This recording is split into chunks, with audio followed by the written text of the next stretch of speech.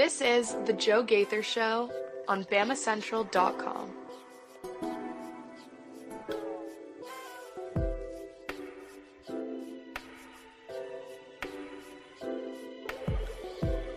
Good afternoon, Tuscaloosa, Internet World, West Alabama. How are you doing on this Monday? Oh my goodness, the tournament is here. Big Dance is here. Welcome in. It's Monday, March 18th. It is the Joe Gaither Show on BamaCentral and BamaCentral.com. You're listening to us on Spotify, Apple Podcasts, or on Amazon. You're watching us on Facebook, on Twitter, or on YouTube, on the BamaCentral YouTube channel. You hopefully subscribe to that BamaCentral YouTube channel. You can see our Inside the Locker Room interviews with the players from this past weekend at the SEC tournament and much, much more right there at the BamaCentral YouTube channel. And you can find myself anywhere you want to find me at Joe Gaither 6 on all your social media machines. We're going to have a fun show today. We're going to have a lot to talk about, a ton to talk about. The last time you heard from me, I was in a little corner of the inside the bowels of the Bridgestone Arena waiting for Alabama to play Florida. And at that time, oh my gosh, at that time, Tennessee had just lost. Kentucky was about to play, and everything was kind of sitting right out there in front of everything for Alabama. So we're going to talk about the Alabama-Florida game. Alabama obviously losing to Florida. My overall SEC tournament thoughts today. We're going to talk about the NCAA tournament draw. Alabama earning a number 4 seed. Going out to Spokane, Washington in the West region. We'll talk about that, how far we think Alabama can go. How far do you think Alabama can go? Be sure to leave that in the comments on Facebook, Twitter, or YouTube at Joe Gaither 6. Let us know how far you think the Crimson Tide can go in the NCAA tournament. We'll talk about the SEC's draw as a whole. I want to talk about Nate Oates' contract, really the micro of this season and the macro of the entire basketball program as a whole with Nate Oates' contract. We want to invite you to participate in our bracket challenge, the BamaCentral bracket challenge. You can find it pinned to my Twitter and to my Facebook at Joe Gaither 6. You can click on it, and we invite you to join the BamaCentral Broadcasting Network Challenge. Myself, Katie Wyndham, Blake Byler, everybody at the who's who of BamaCentral will participate. We'll see how you stack up with the members of BamaCentral. And we want to touch on the women's bracket. Alabama women back to the big dance for the second year in a row. We'll hit on that in just a little bit. We're back to spring football. Spring break is over. Last week is done. The boys are back on the practice field. I got two sides of spring football, two topics. Spring football I want to talk about. And then I just want to talk about the stadium, Coleman Coliseum, the arena. Everybody's been kind of bringing up Nate Oates' contract of the weekend and how it relates to the new arena. And I had maybe a little bit of an experience this weekend that I think might be reframing my desires for a new basketball arena for the Crimson Tide. So with all that being said, that's what we're going to talk about today. You're invited to join us in the comments. You can direct us where you want. Send me your comments, questions, queries, and complaints at Joe Gaither 6. And let's start with the loss on Friday night. Oh my gosh.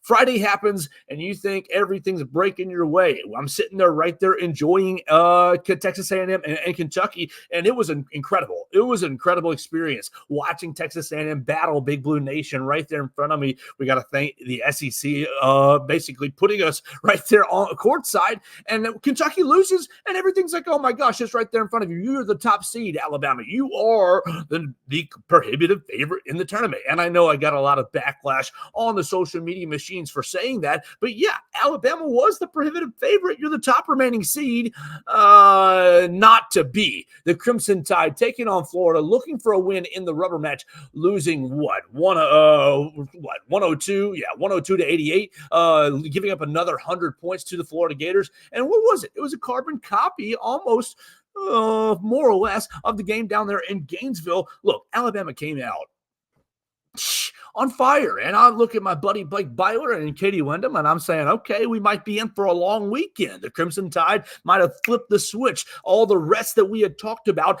after the Arkansas game, getting the double bye, not playing till Friday, might have paid off. Oh, well, Todd Golden calls timeout, and slowly but surely Florida digs back into the game.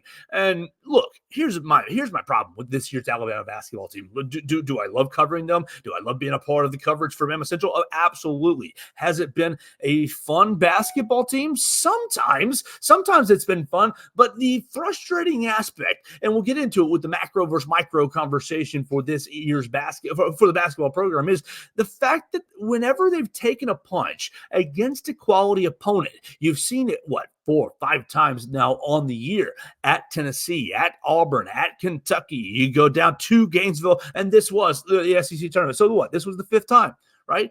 The 5th time that they've taken a real punch from a quality opponent. When have they responded? And you get they came back on the road against Ole Miss. They came back on the road against Georgia. But look at where Georgia and Ole Miss are today. Ole Miss declining an NIT bid. Georgia going to the NIT. These are not the programs that you're holding your standards up against. Look, Alabama has not responded to taking punches really the entire year. And what was the punch? Look, Florida started to dig in. They basically put a copy of their game plan from down there in Gainesville, letting Alabama kind of make or miss at the rim, guarding the three-point line pretty well, only allowing 23, 24 three-point shots on the day. Florida really dominated inside, and it just became a snowball effect. And what was it? The biggest point of the game, the big turnover in the game was at 6:21. Mark Sears. We've talked about turnovers all year long right here on this show. Mark Sears with 4 turnovers in the game. And is that number horrendous? No, but it's not necessarily good either. You had the big turnover at 6:21. Alabama still got the lead in the first half. Yeah, Florida's been digging, but it's 27-23. You got a 4-point lead. You've just had back-to-back made buckets. Latrell Wrightsell just saw the ball go in for the first time in the night. And you're, still fighting, still hanging in there. And as soon as you come up the court, Mark Sears turns it over, throws it right to who? Zion Pullen, I think it was. And Zion Pullen puts it in for an easy layup. And from there, Florida goes on a 25-6 run to close the half. The last 6 minutes, they go 17-0 for a period in this moment. And you do get the Nate Oates timeout. And so thankfully, he tries to slow down the run, but really you don't have anything offensively because you can't get anything going at the rim, and you're trying to turn the basketball over and you're missing shots. And a lot of people miss shots in Bridgestone Arena. It really was an inside man's game, as you saw with Auburn winning the whole dang tournament with probably the best inside game in the league. Johni Broome is probably the best inside man in the league, and he's got plenty of help with Chad Baker-Mazara and Jalen Williams as well. So they've got a good inside game. It basically became, who can pound it inside the lane? Alabama just couldn't do that. And so, here's my biggest issue is, where is the fight for this basketball team? You go out to Canada and you play a close game with Purdue, and you really, okay, we're hanging in there. You go out to Arizona, you play a close game with Arizona. Okay, you're hanging in there. All right. You play at Creighton, and you're hanging in there. Okay, great. But basically, ever since then, you have beaten the teams that you're supposed to beat, which is great. Look, the program is in great shape. Yeah, it's great. You're beating the teams that you're supposed to beat, but these teams that are just above you, you're right there at 15, 16, 17, and depending on what poll you're looking at. I think they finished 19th in today's AP poll from my friend Blake Byler. You're sitting there in the top 20, but you can't get over the hump and beat that top 10 team, beat that top 15 team on a consistent basis, because you don't have the internal fortitude. Something that struck me in the middle of the game. Alabama is losing, obviously, as the second half is kind of getting going, and Nate Oates is just begging, please come up, press, and no one is responding. I don't want to say that you've lost anything in the locker room, but I just wonder what the motivation level is to soak up these last couple of weeks. You think about the draw, and we'll get into that in a little bit, the NCAA tournament draw. It's all going to be about Alabama. Something that was interesting to me from Grant Nelson in the post-game press conference, post-game locker room. And you can see it on BamaCentral's YouTube channel to really kind of hear him say it in his own words if you want to. But basically, I asked him, what's the deal with the defensive issues? We've heard defensive issues all year. We've heard, we just got to get better on the defensive end. Is it just effort, or is there what is it?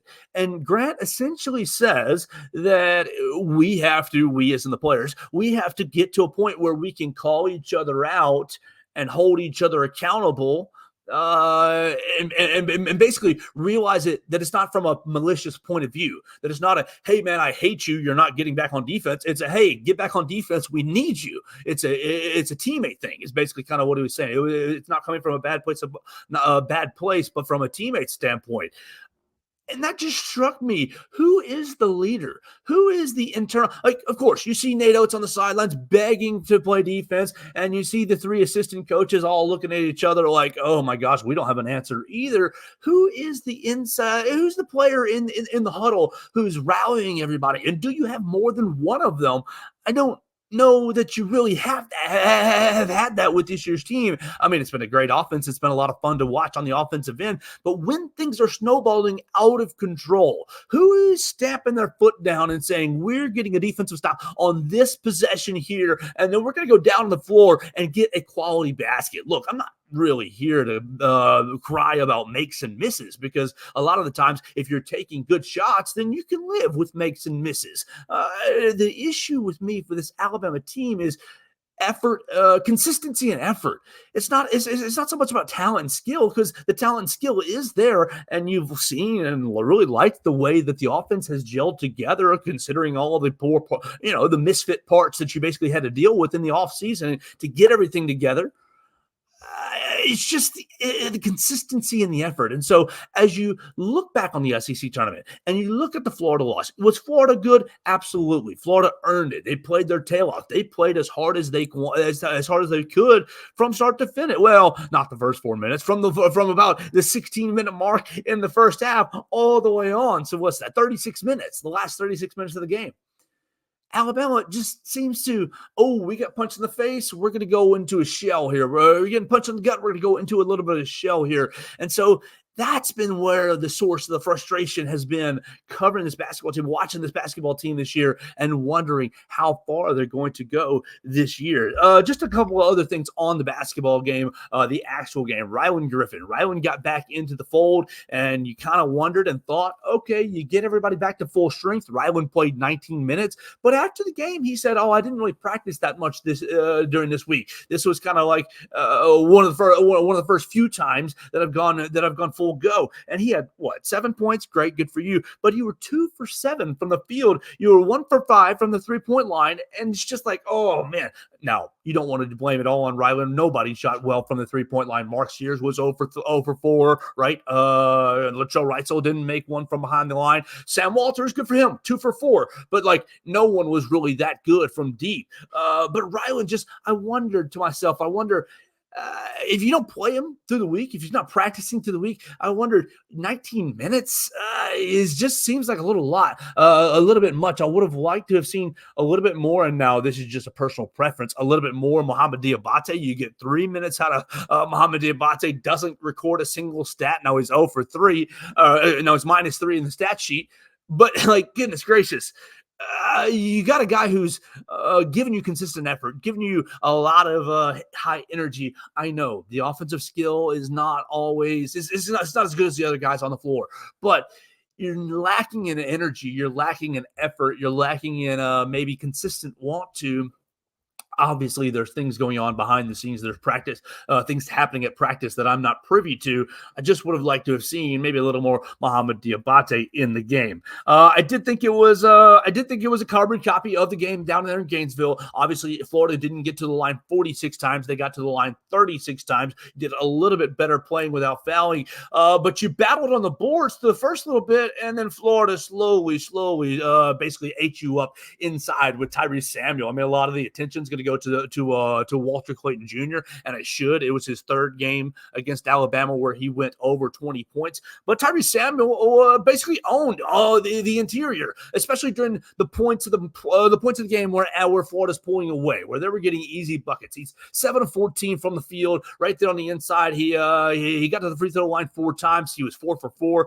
Look, Florida 31 of 36 from the free throw line.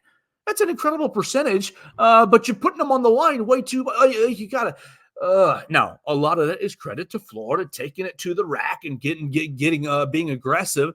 I don't know that Alabama Alabama didn't get to the free throw line in the first half until couple minutes left in the first half. It took a long time for Alabama to get to the line. And so that's just an area that I think Alabama needs to improve on.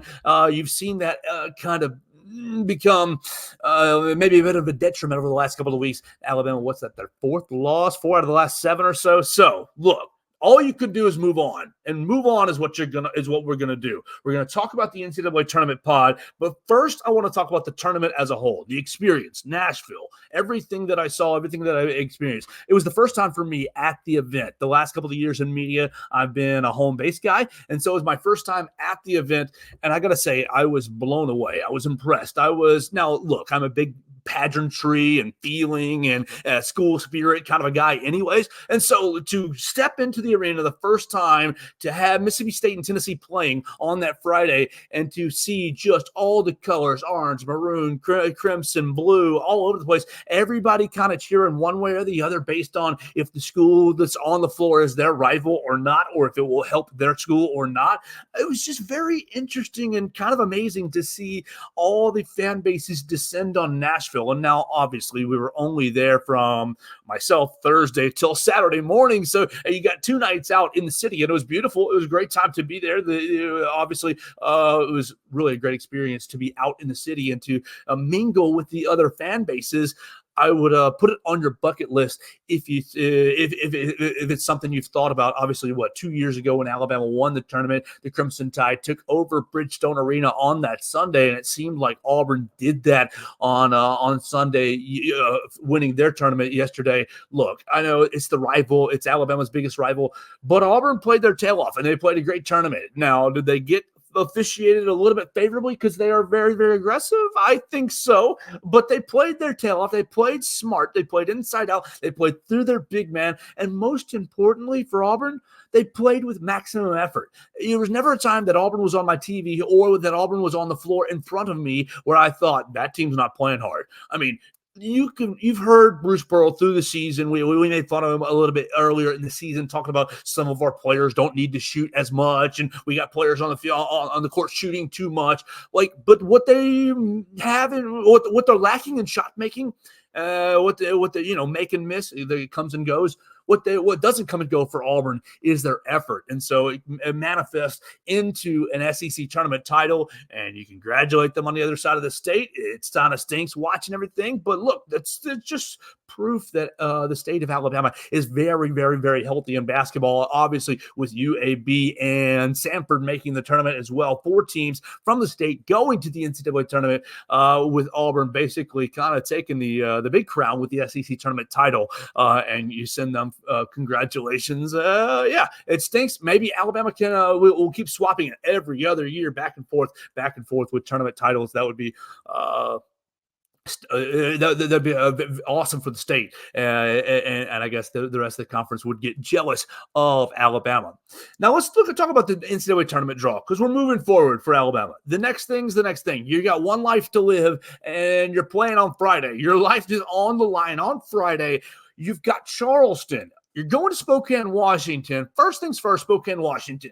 NCAA tournament committee had, I don't know, they were doing some crazy things yesterday as the field was unfolding. Most notably, in my opinion, Texas A&M and Nebraska playing in the first round in both the men's and the women's for NCAA tournament draw. You got some real kind of spicy draw, some spicy storylines there. But Spokane, Washington. All right, look, you got a huge contrast. Last year was amazing. Last year was a lot of fun. Alabama and Auburn went to Birmingham, and it was an incredible weekend watching Alabama and Auburn both get both advanced to the Sweet 16. Now, we went to Louisville the next weekend, and that was a lot of fun as well. And it was not a crazy pathway or not a crazy drive. It was Louisville straight up, what is that, 65, right?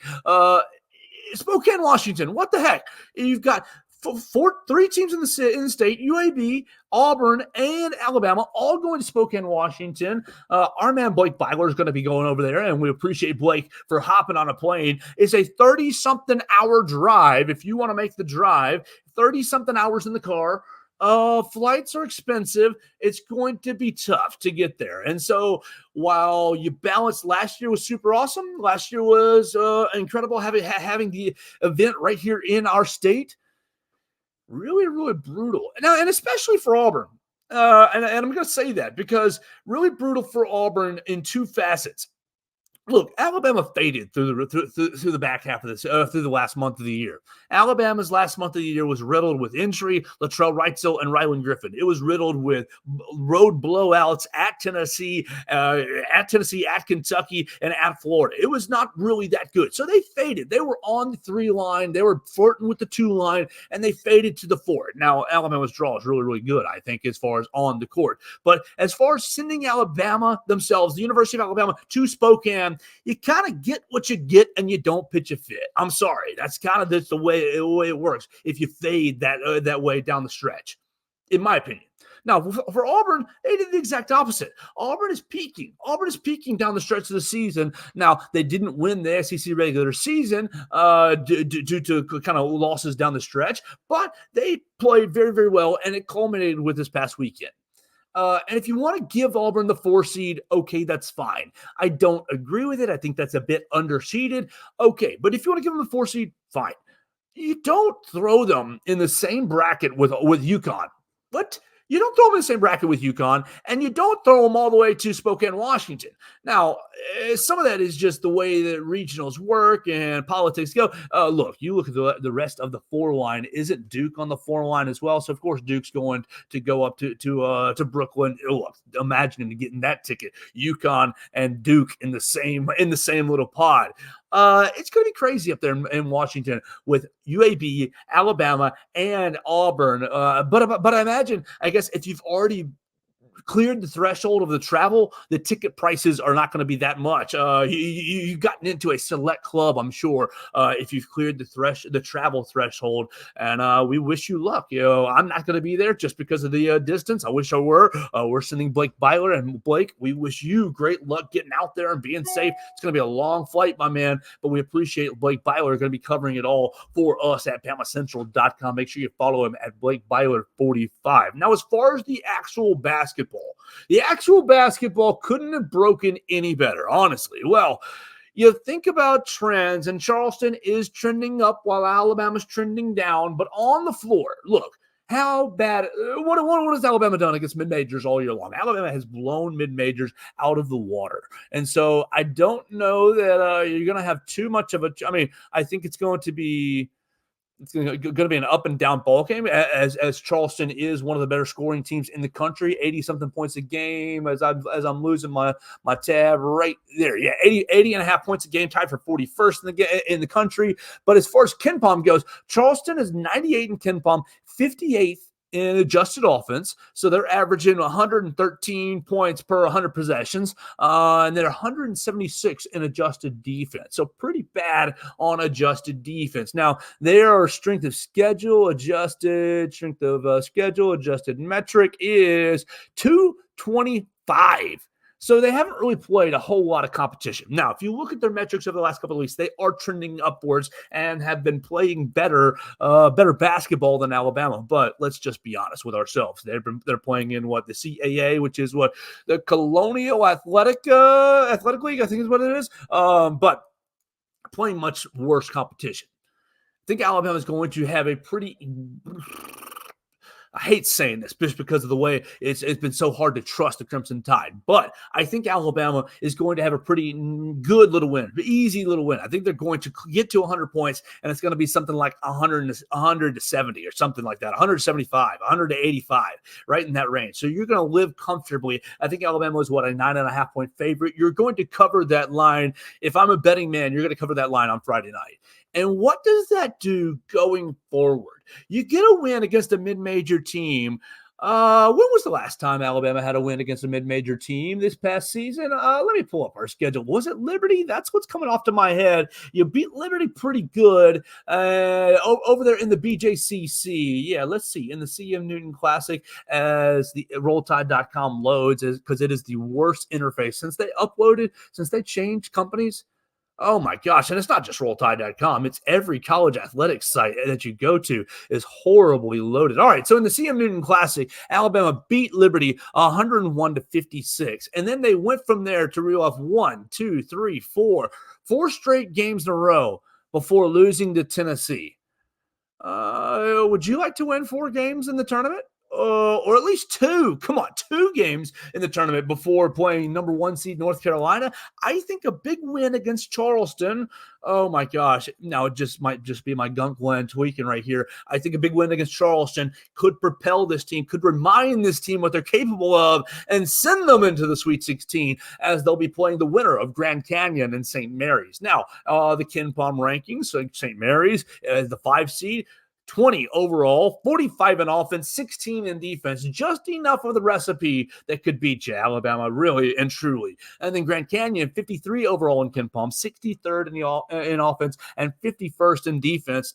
Playing out there in the West Coast, Grand Canyon and St. Mary's going to have probably the most notable fan bases there, just as far as proximity.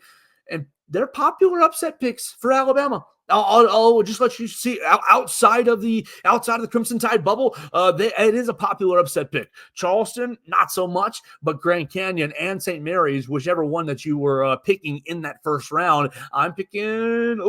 I think I'm going to pick Grand Canyon just for the fun of it, but St. Mary's is probably going to win.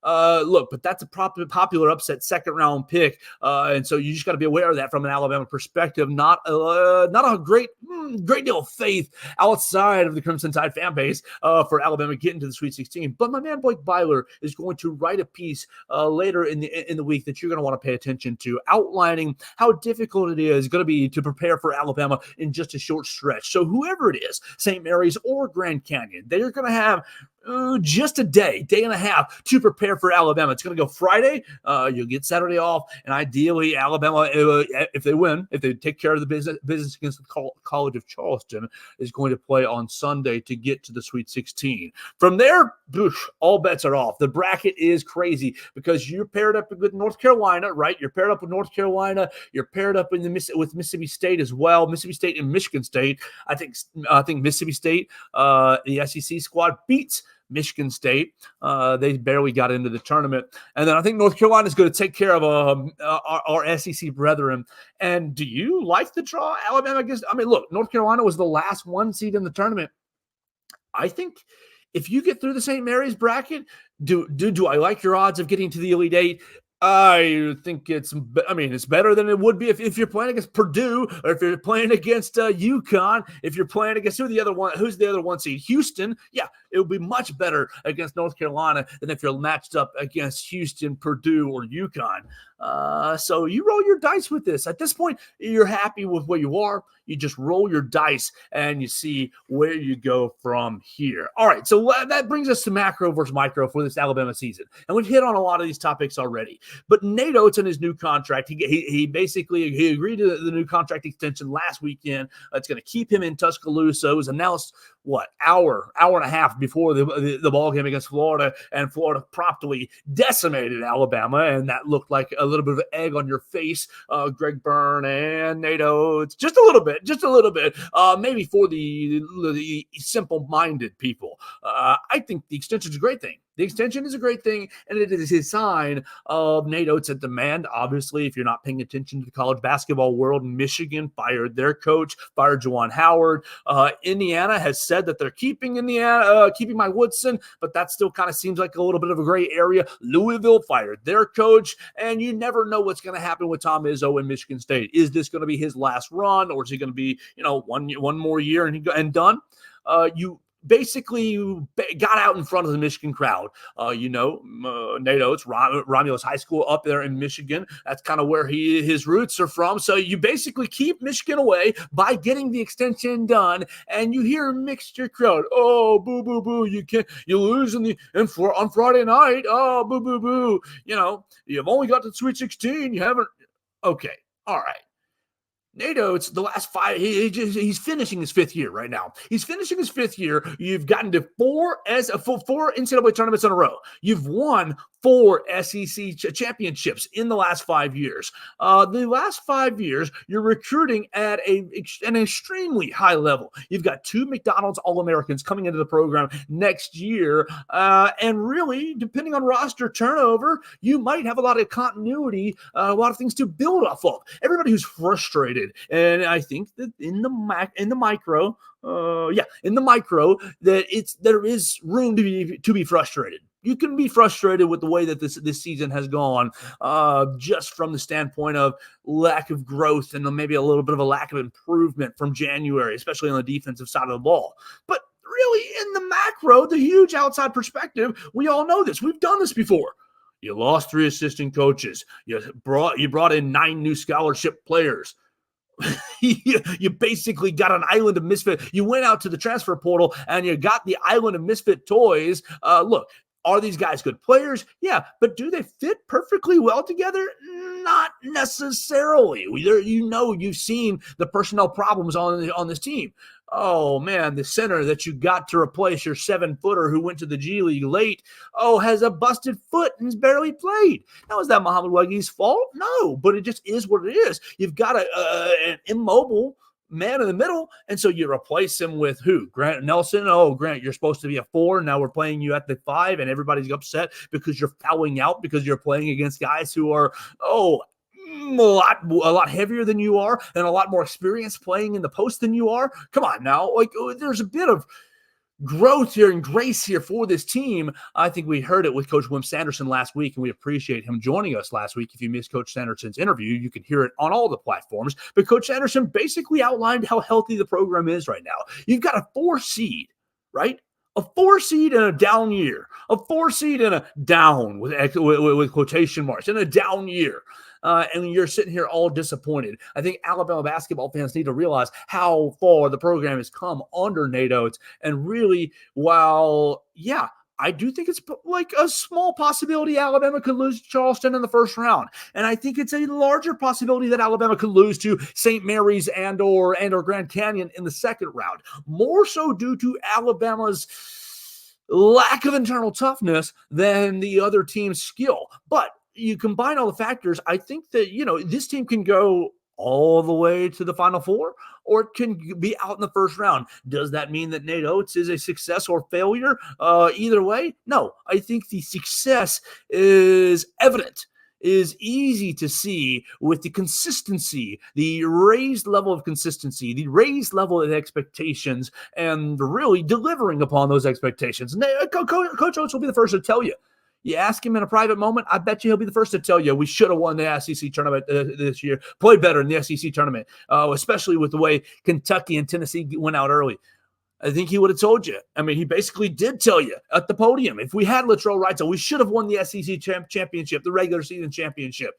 Look, you've got circumstances that the program has dealt with over the last year with the roster turnover and coaching turnover and really just integrating a brand new team and playing one of the toughest schedules in the country. You combine all that together with, you're disappointed with the way the season went. And I think there's room for that. Absolutely. I'm driving back from Nashville on Saturday thinking, daggum, I should be covering a game today. I should be covering semifinal Saturday. But no, it's just the way the game goes. Right now, the Alabama basketball program is as healthy as it has been basically since I was an adolescent. And so you got to think about where you've been and think about where you are. I think that, you're out on Friday, the quarterfinal Friday in the SEC tournament, and that really stinks to have that kind of performance. But with everything that's said and done, this Alabama basketball program is as healthy as it's ever been.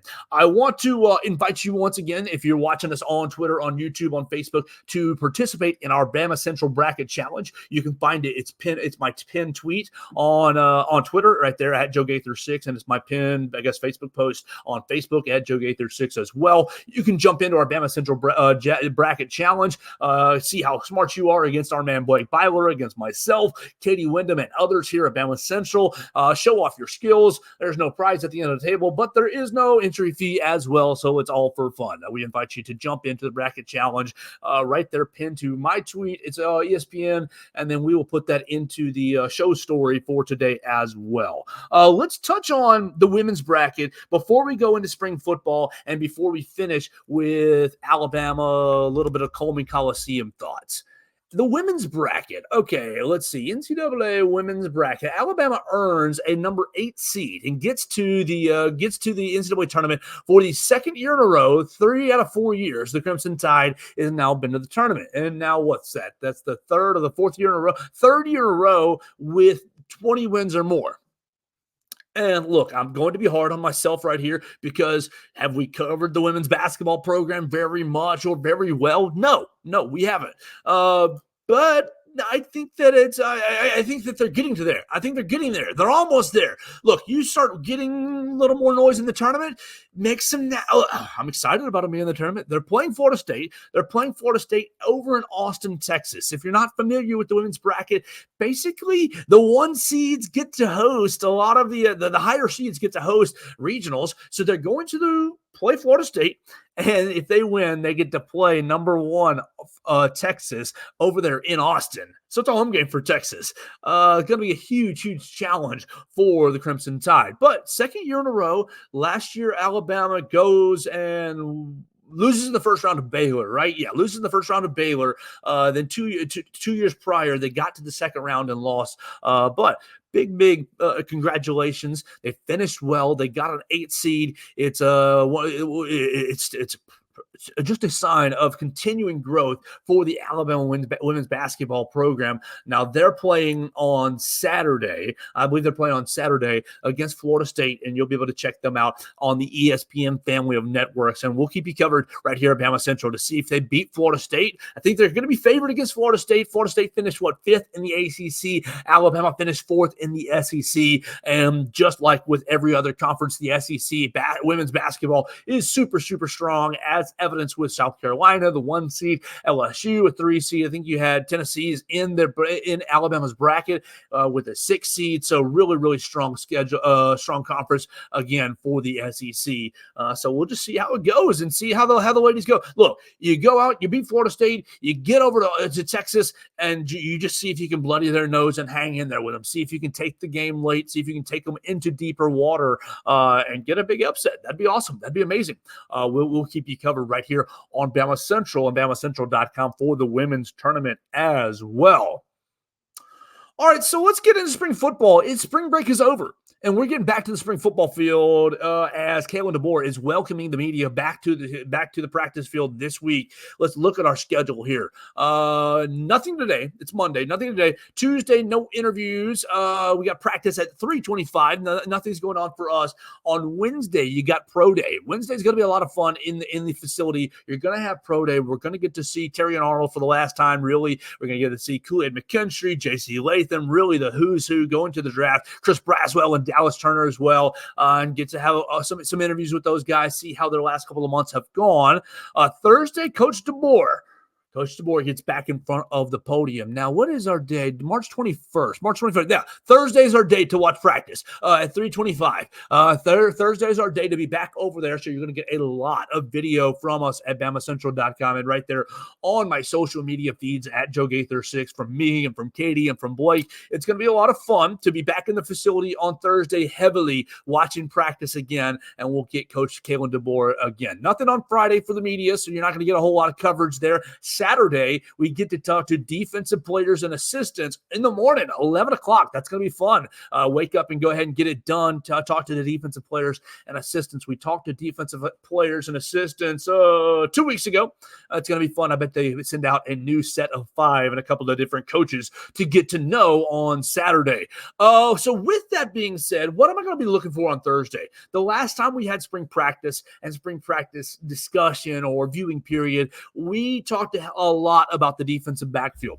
And so I want to circle back to that defensive backfield, but I want to talk about the other side as well, the wide receivers. Those are the 2 areas that I'm let's start to kind of nail these down. You got a lot of question marks in both those areas, but also thankfully from the Alabama perspective, a lot of potential talent in those areas as well. So look, the defensive backfield is my favorite just because I played safety average, very averagely as an adolescent. So look, you got some answers from the first spring ball availability. Damani Jackson and Jaleel Hurley are lining up as your cornerback 1 and cornerback 2. And that shouldn't serve you as too much of a surprise, as Jaleel Hurley is really the only returning scholarship player with any experience from the year prior. Redshirt freshman, you lost everyone from that position group as far as experience to the transfer portal or to the NFL draft. you're going to have to rebuild that. And Jaleel Hurley obviously slides right in there. And he's partnered up with Damani Jackson, and that shouldn't surprise you at all either, as he is the five-star cornerback. Look, he was considering Alabama before he went to USC, hit the transfer portal, and now he's with the Crimson Tide.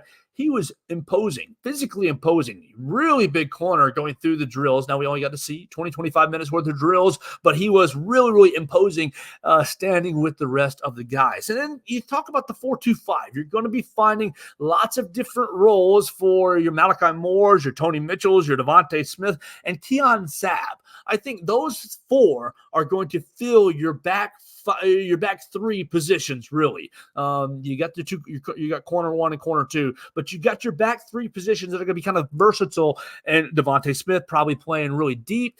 Tony Mitchell and Malachi Moore kind of playing your slot guy, and then and Keon Sabb kind of doing it all. I think Keon Sabb's very, very talented. And so while I was worried about it going into spring practice, 2 weeks ago when we were first invited there. Thanks so much, Kalen DeBoer, for having us 2 weeks ago. I was nervous about what we would see. I feel a little bit better because of the physicality, the imposing nature. These guys are big. And not only that, I didn't even mention Jalen Mbakwe and Zay Mincy. Both those guys going through drills as well. This is a big group.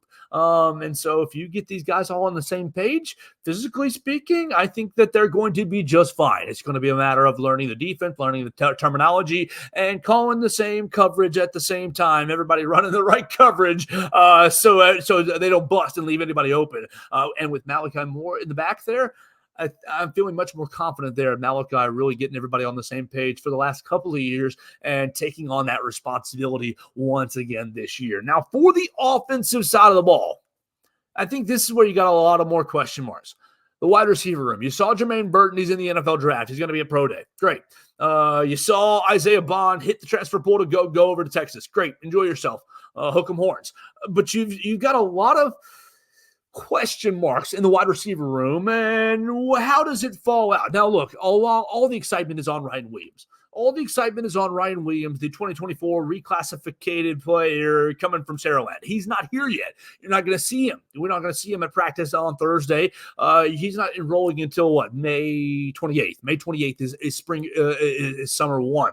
So you got Kendrick Law, you got Jalen Hale, you got Jaron Hamilton, Kobe Prentice, Emmanuel Henderson, Jeremy Bernard, Cole Adams. You got a lot of guys out there, a lot of names out there. A lot of names, and then you look at the 2024 class, Ryan Williams, Amari Jefferson, Rico Scott, and Arian Bubba Hampton. Arian Hampton already on campus. Tons of names, tons of talent, but somebody's got to step up. You saw Kendrick Law really show himself as a gadget weapon this past year.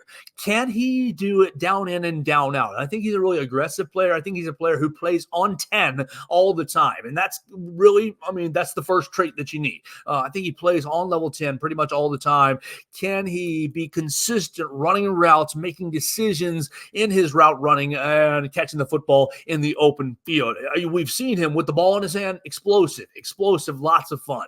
And I think that he is a dynamic weapon for this Alabama offense, and he's going to be right in there in that first wide receiver group. Jalen Hale was that guy, right? Caught the Ole Miss touchdown and made a couple of plays last year, and then not really after that. Was that a consistency issue? I think when you look at this next group, the Jalen Hales, the Jaron Hamilton group, and even the Emmanuel Henderson part of this group, you've got guys who are, we have talent. We don't know if you can do it down in and down out.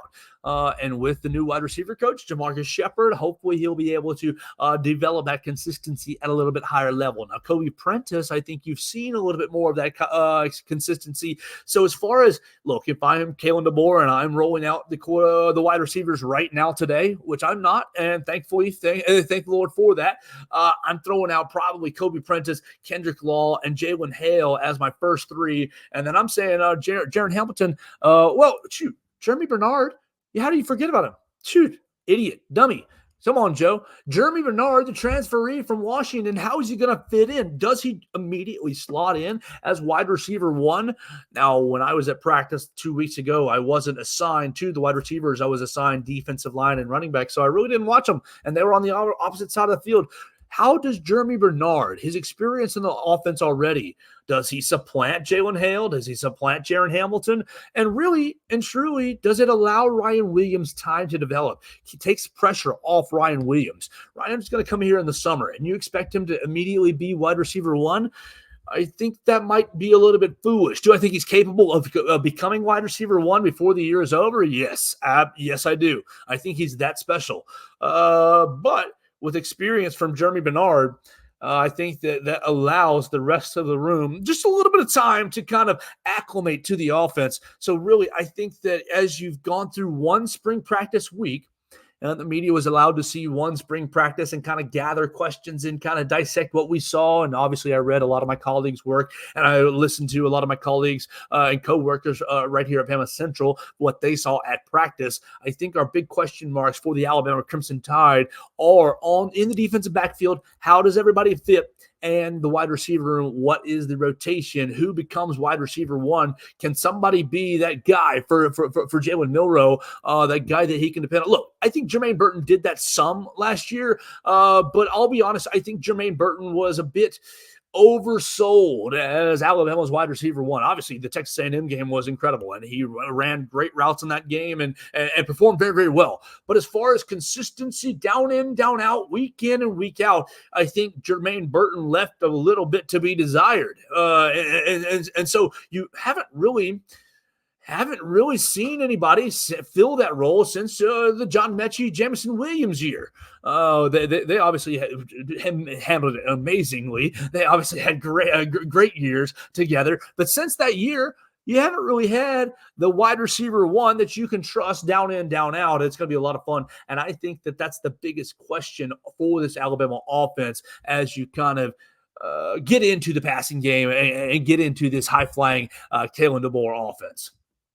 All right, so I got one more topic for us. It was a huge weekend. I got one more topic for us as it relates to Coleman Coliseum. And this is just a field topic, and of course, you're welcome to jump in and disagree or agree with me on the comment section at Joe Gaither 6 on all the social media machines. You can find us right there. Send me a comment, question, query, and complaint. I was in Bridgestone Arena this week. And look, obviously, Nadeau's got his new contract extension, and it made him one of the top five paid coaches in college basketball. And I am, as I said earlier, as a supporter of that and what it means for the Alabama basketball program. But you've got people, okay, what's next? The arena. Oh, build the arena. And I have been on the build the new arena side of the argument for a long time, and largely because selfish reasons. It's fun. It's cool. It'll be better. It'll be fun. It'll be easier to watch games. It'll be more modern. That sort of thing. It'll be louder. You'll get a good environment in there. But I was in Bridgestone Arena this past weekend, and Bridgestone, what? I don't know. What was its configuration? Bridgestone Arena capacity. Let's see what its capacity is listed at 20,000. All right, and that feels about right, depending on how it was configured. When Kentucky was in there on Friday night before Alabama, obviously Kentucky got in there. Their crowd got in there early, and when Kentucky took the floor, they raised and cheered, and they were involved in the game from the very beginning to the end of the game, which was what made Texas A&M's victory much more impressive to me, because there was only a tiny pocket of Texas A&M fans at 20,000 feet. 20,000. Look, you got to think about what's Coleman Coliseum. It's listed at 15. It's listed at 15, 14 and a half or so. When Coleman Coliseum was full this year for the Tennessee game, oh my gosh, it was incredibly loud. And Alabama fans got involved in that game better than they were involved in any game this year. When you had the ice storm, you had an ice storm for what? The Missouri? Was that Missouri or South Carolina that came into town? And they allowed the students to kind of overflow into other sections. You had a great environment a couple of times in Coleman Coliseum this year. And while a new arena would be fun, it would be modern. It would be sexy. It would be, cool. Is it necessary? Is it exactly what you need? Because here's the deal. I think that more so than a new arena, you have an outreach problem. You have a scheduling problem. You have a day of the game problem. And we've addressed that at different points of the year. We've addressed that we addressed that over Christmas break when you didn't have a good crowd. We addressed that you had the Arkansas game. The last day of the SEC season was the first day of spring break. Not necessarily a great crowd early, developed into a good crowd by the end of the first media timeout. There were different points where the crowd was amazing this year in Coleman Coliseum, and points where it wasn't. It's more so about getting butts in the seats and getting them engaged into the game. And I think that Alabama, over the course of the last 5 years, has done that. My desire is to have the fan base be like Kentucky's fan base, involved in every moment. When Go Big Blue was ranting out in Bridgestone Arena, Kentucky was rallying. What was my complaint about Alabama? They haven't really made good rallies against quality competition. Texas A&M held off a lot of good rallies, and while Kentucky didn't really have it on the defensive side of the floor because of Wade Taylor and Boots Radford, they had great games. The fan base was into it. And I thought, wow, Alabama could be this. And they're getting to that place. Nate Oates is getting them to that consistency level. It's just going to take more time. It's just going to take more tournament appearances. It really is going to take, if you crack that Sweet 16, which can be done. I think Coleman is a great place to play basketball. And maybe I'm just now nostalgic because I watched basketball there as a college student, and I've watched basketball there as a journalist now, and I just enjoy being there, and it's only 10 minutes away. Look, the new arena is going to be right there close to my house as well. But the ticket prices, you downsize your arena for a brand new place. You go to what, 9 or 10,000. Your tickets prices are gonna inevitably go up. Obviously, I would love the reconfiguration that people have teased, move the students closer to the floor. But couldn't you do that in Coleman somehow, some way? I don't know if the urgency necessarily has to be there as much as maybe the voice on Twitter, the fan base on Twitter. Oh, we need the arena tomorrow. Put shovel in the dirt tomorrow. Let's get it done. I think really it's about engagement. The more you engage the Alabama fan base, of course, you'll still hear the cries for a new arena, the begging for a new arena, and you will eventually get to a point where you can't ignore it, and it has to be done. But for now, for the next 4 years that Nate Oates is here, as you continue to build the program, continue to recruit All-Americans, pour money into the NIL fund, pour money into really the resources that Nate Oates is using, while the arena is the big prize, I think it's about engaging the fan base further, educating, continuing the education that, hey, a 4 seed in the NCAA tournament is not a failure of a year. Obviously, you don't want to go out on the Friday of the SEC tournament, but does that make it a failure? It's not a failure of a basketball season. Is there a little disappointment? Sure. And I think that that's okay to feel. But no, the basketball program is as healthy as it's been. And I think the trajectory is as good as it's going to be, as good as it's been as well. And so continue to have faith in that trajectory. You're going to get the crowds into Coleman Coliseum on a more consistent basis. You look at the attendance numbers, they were really, really good for Alabama throughout the entire year as it compares to the conference. And so maybe I'm reconsidering my desperation, my position that a new basketball arena is the next step for this program, is the next thing for this. I mean, sure, is it the next step? I think it is, but is the need to do it this summer, to get started on it, in 3 weeks and 6 weeks tomorrow? I don't think it is. It's as urgent as maybe the fan base on Twitter might let you know, and maybe I have backed off my sense of urgency as well as I've seen some of the environments in Coleman Coliseum develop over the last. I mean, look. When Baylor was in here, was in Coleman Coliseum. When Houston was came to Coleman Coliseum, the place got absolutely insane. So just gonna have to continue to create these memories in the Alabama fan base, restore the memories that, oh man, it was like this, and when Coach Sanderson was here, restore those memories, create those memories, and continue to build off yourself, build the momentum. And we'll see if they build any momentum this week. Will a first round exit do it? Absolutely not. But a Sweet 16 visit might be awesome. I mean, you put that 2024 under the Sweet 16 banner, and then you roll the dice and see what you do against North Carolina, Mississippi State, or Michigan State in the Sweet 16 round next weekend. So it's going to be a lot of fun this week. We'll cover the NCAA tournament. We'll cover spring football practice. We'll cover the transfer portal a little bit. Oh my gosh, gross. Look, before we leave, how can you expect any coaches?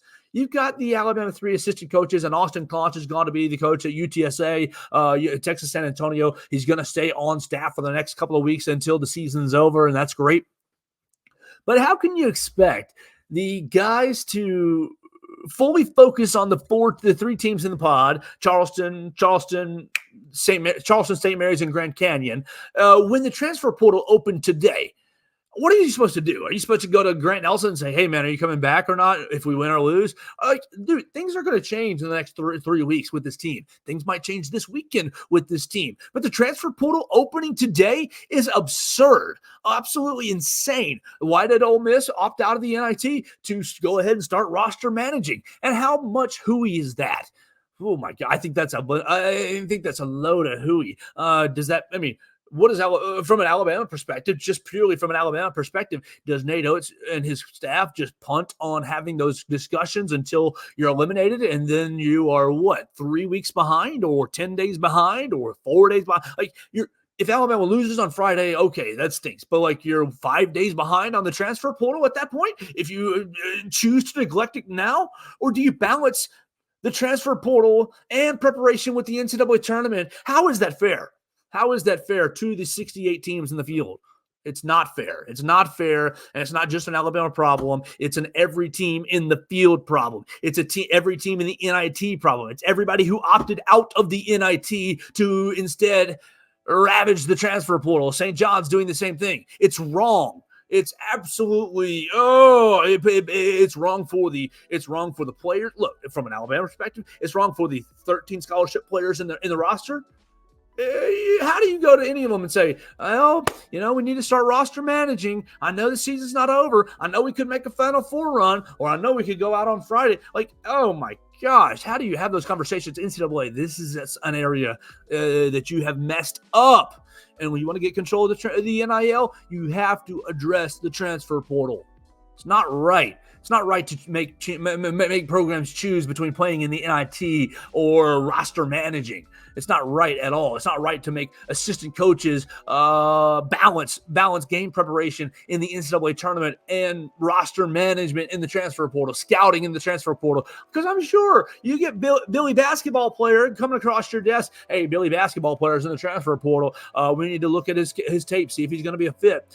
Oh, and we have to prepare for Grand Canyon, Charleston, and St. Mary's. How much hooey is that? Now, I think that Alabama's in a pretty fine place with roster management, because you kind of have a good feel of who's coming and who's going and how many spots you have available, and it's not that many. But let's say the perfect fit jumped into the transfer portal today. Well, just hypothetically, Billy basketball player is the perfect fit for your program, but you're focused on the NCAA tournament, and Billy basketball player goes to your rival, or goes to one of your conference rivals that didn't make the tournament. It's a load of hooey, and the NCAA needs to fix it. So that's my soapbox for the moment. We're going to get out of here for this Monday. You follow us at Joe Gaither 6 on all your social media machines. You subscribe to the Joe Gaither Show on BamaCentral, on Spotify, Apple Podcasts, and on Amazon. We appreciate you so much. Tell a friend about the show. Let's get excited about the NCAA tournament. Jump into our bracket challenge. It's right there on my Twitter and on my Facebook. See how smart you are against our BamaCentral staff right there on the Joe Gaither Show on BamaCentral and BamaCentral.com. Thanks for joining us on today's edition of the Joe Gaither Show on BamaCentral. Keep up with Joe on all his social media pages at Joe Gaither 6. Subscribe, rate, and review the show on Spotify and Apple Podcasts, and be sure to read us daily at BamaCentral.com.